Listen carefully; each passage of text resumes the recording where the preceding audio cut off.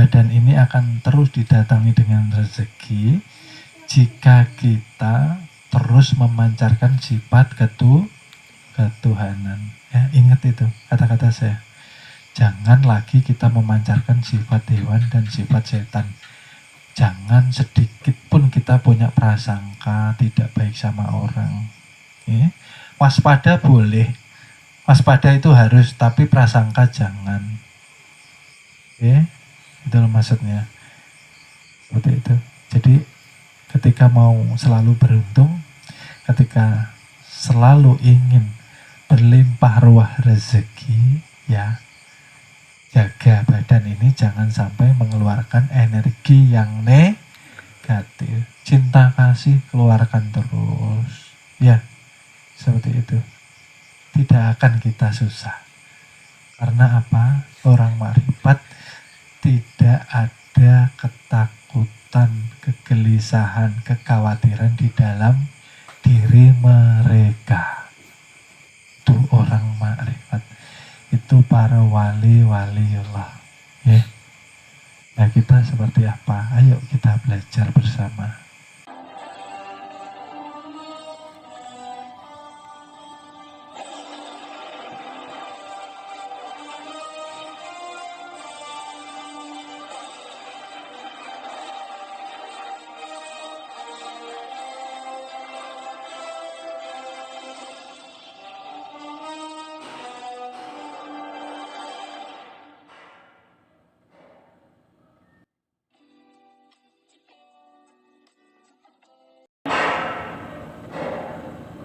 Kita dizahirkan Allah Subhanahu wa Ta'ala ke dunia ini, kita diundang Allah ke dunia ini, kita hanya untuk ibadah. Itu perintah Allah Subhanahu wa Ta'ala. Dan ibadah itu yang nantinya mengantarkan manusia pada akhirnya harus mengenal diri dan kemudian mengenal Allah Subhanahu wa Ta'ala. Ya, waktu yang berlalu kebanyakan kita hanya melewatinya dengan bersendau gurau. Banyak kita melewatinya dengan hanya bermain-main saja, menghabiskan waktu yang pada ujungnya melupakan kita bahwa kita harus hidup dengan penuh kesadaran. Disinilah Tuhan mengatakan manusia itu ketika hidup di dunia seperti orang tertidur, ya, banyak menyia-nyiakan waktu. Dianggapnya dunia ini lebih penting daripada akhirat. Dianggapnya dunia ini segala-galanya, akhirat nomor 2. Ya. Sangat jarang sekali kita pribadi masing-masing yang memprioritaskan akhirat. Di sini kita akan membahas kenapa manusia memprioritaskan dunia hingga timbul sifat tamak atau serakah, hingga mereka dinamakan hubud dunia. Ya. Dunia itu tidak hanya digenggam, tapi masuk ke dalam hati. Lalu terpisahlah dia daripada keberadaan keimanan itu sendiri. Lalu mudah menghalalkan segala cara untuk mendapatkan apa yang disenangi daripada dunia itu sendiri. Jadi malam ini kita ingin mengajak semuanya untuk kembali mengingat hakikat tujuan kita hidup di dunia. Karena waktu kita sangat amat sempit. Sudah separuh abad kita lalui. Entah itu kita lalui dengan bagaimana. Yang jelas, yang tersisa ini mari kita gunakan untuk kembali lagi kita ke jalan yang benar menuju tujuan hakiki kita. Ketika di syariat dikatakan tujuan hidup ialah ibadah, maka di perguruan kita lebih didalami lagi apa yang dikatakan ibadah. Ibadah itu suatu bentuk nyata yang harus dijalankan seorang hamba kepada Tuhannya. Secara syariat, seorang hamba harus menjohirkan dirinya dan kehambaannya kepada Tuhan yang Maha Esa. Jadi harus menjalankan rukun iman dan rukun Islam. Perguruan kita lebih didetailkan lagi, bahwa sebelum ibadah kita harus mengenal dasar dari ibadah itu sendiri. Karena apa?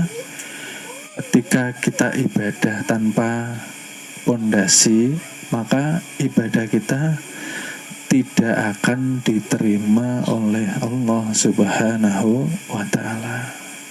Kenapa jadi tidak diterima? Walaupun dikatakan si Fulan bin Fulan itu ibadahnya sangat rajin, si Fulan bin Fulan itu tidak pernah ketinggalan sholat jamaah, sholatnya selalu di saf paling depan, maka dikatakan ketika berjamaah itu yang paling baik katanya di saf yang paling depan. Ini ada sedikit cerita, bahwa ada si Fulan bin Fulan yang pertama rajin ibadah, tidak pernah ketinggalan jamaah, selalu di saf pertama. Lalu ada si Fulan bin Fulan yang kedua, dia jarang terlihat sholat jamaah di masjid, dan jamaahnya selalu paling belakangan datangnya. Tapi pada kenyataannya Allah hanya menerima ibadah si Fulan bin Fulan yang mengerjakan sholat berjamaah di bagian saf paling belakang. Lalu yang di saf pertama protes, saya kan yang paling depan. Yang paling depan itu kan menunjukkan kesungguhan saya untuk menjalankan ibadah. Nah, disinilah kenapa tidak diterima, karena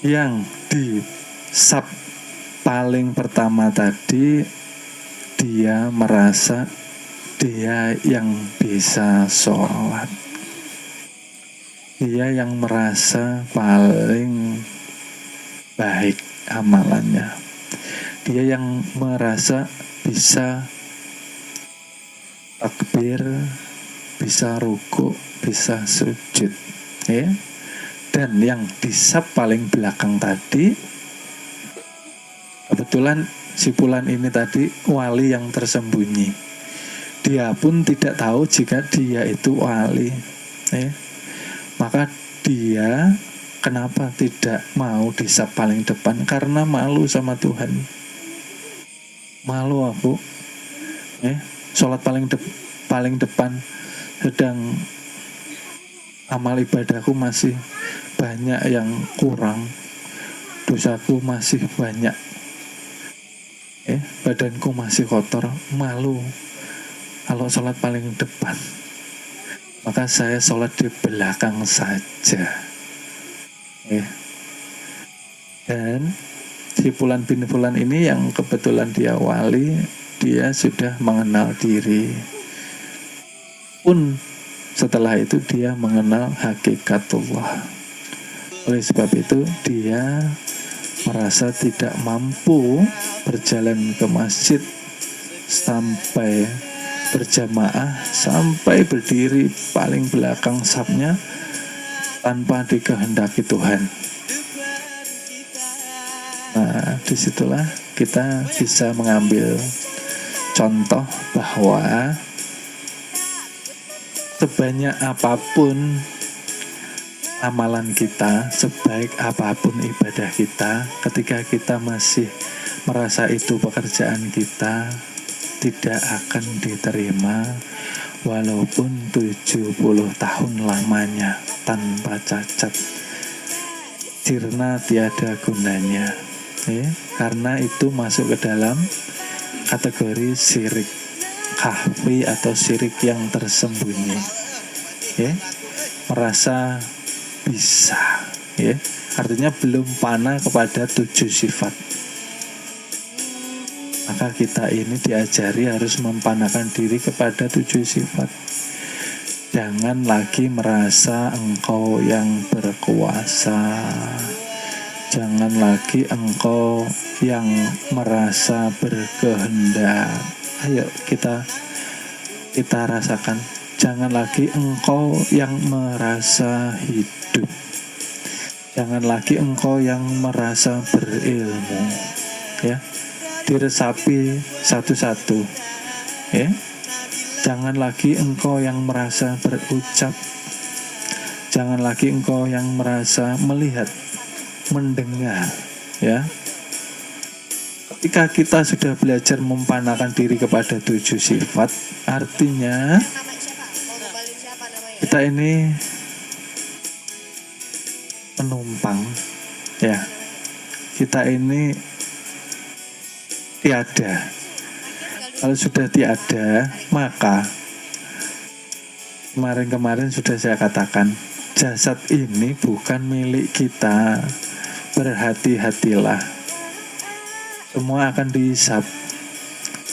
Walaupun kita selama hidup di dunia bersembunyi atau membohongi diri, bersembunyi atau membohongi pasangan kita, bersembunyi atau membohongi orang-orang di sekitar kita, maka seluruh anggota badan akan bersaksi masing-masing di hadapan Allah Subhanahu wa Ta'ala. Disitulah kita harus selalu waspada bahwa seluruh tindakan kita akan bermuara kepada diri kita.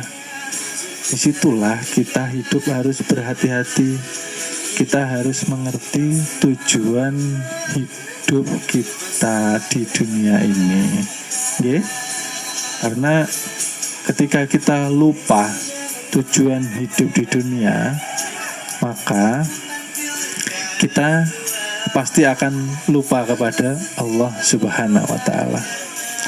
Ketika kita lupa kepada Allah Subhanahu wa Ta'ala, maka kita dikatakan kufur, Kalau kufur, hubungannya ialah lalai,